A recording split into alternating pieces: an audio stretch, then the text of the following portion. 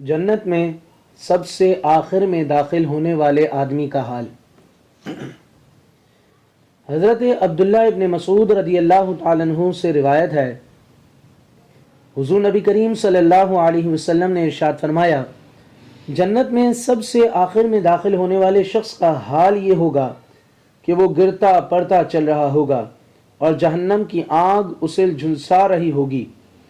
بالآخر جب وہ جہنم سے بمشکل نکل پائے گا تو جہنم کی طرف دیکھ کر بے اختیار کہے گا، وہ ذات بڑی بابرکت ہے جس نے مجھے تجھ جہنم سے نجات عطا فرمائی، اور بے شک اللہ نے مجھے وہ نعمت بخشی ہے جو اولین و آخرین میں سے کسی کو بھی عطا نہیں کی گئی۔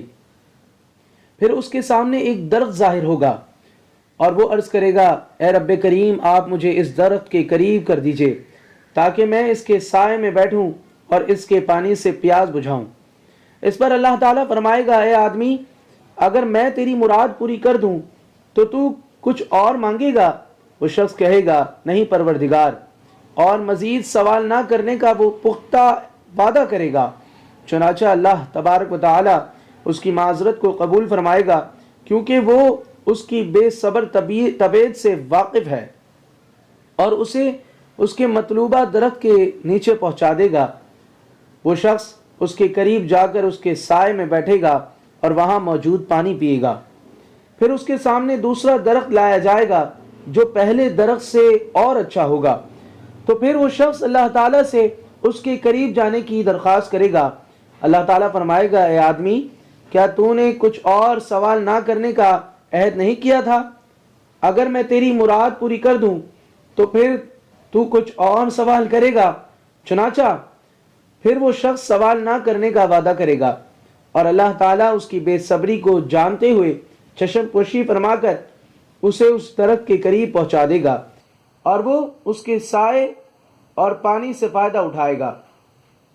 پھر ایک تیسرا درخت جنت کے دروازے کے بالکل قریب نمودار ہوگا جو پہلے دونوں درختوں سے زیادہ خوبصورت ہوگا، تو یہ شخص اس کے قریب جانے کی بھی درخواست کرے گا۔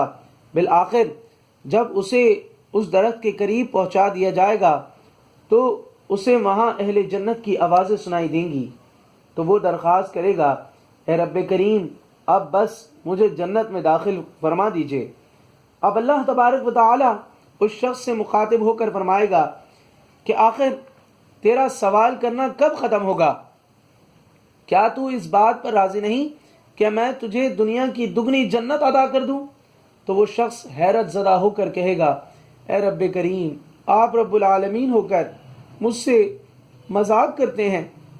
اتنی روایت بیان کرنے کے بعد حدیث کے راوی حضرت عبداللہ ابن مسعود رضی اللہ تعالیٰ عنہ ہنسنے لگے اور حاضرین سے فرمایا کہ مجھ سے نہیں پوچھتے کہ میں کیوں ہنس رہا ہوں؟ چنانچہ حاضرین نے یہی سوال آپ سے کیا تو آپ نے فرمایا کہ اسی طرح اس روایت کو بیان کر کے حضور نبی کریم صلی اللہ علیہ وسلم نے بھی تبسم فرمایا تھا، اور جب صحابہ نے آپ صلی اللہ علیہ وسلم سے اس کی وجہ پوچھی تو آپ صلی اللہ علیہ وسلم نے فرمایا تھا کہ میں رب العالمین کے ہنسنے کی وجہ سے ہنس رہا ہوں، کیونکہ جب وہ بندہ عرض کرے گا کہ اے الہ العالمین، آپ رب العالمین ہو کر مجھ سے مذاق کر رہے ہیں، تو اللہ تبارک و تعالی فرمائے گا، میں تجھ سے مذاق نہیں کر رہا، بلکہ میں جس چیز کو چاہوں اس کو پورا کرنے پر قادر ہوں۔ اللہ تبارک و تعالی اس بندے کو جنت میں داخل فرما دے گا۔ دوستو، یہاں پر یہ بات یاد رکھیے کہ اللہ تعالیٰ کے ہنسنے کا مطلب یہ ہے کہ اللہ تعالیٰ اس سے راضی اور خوش ہوتا ہے۔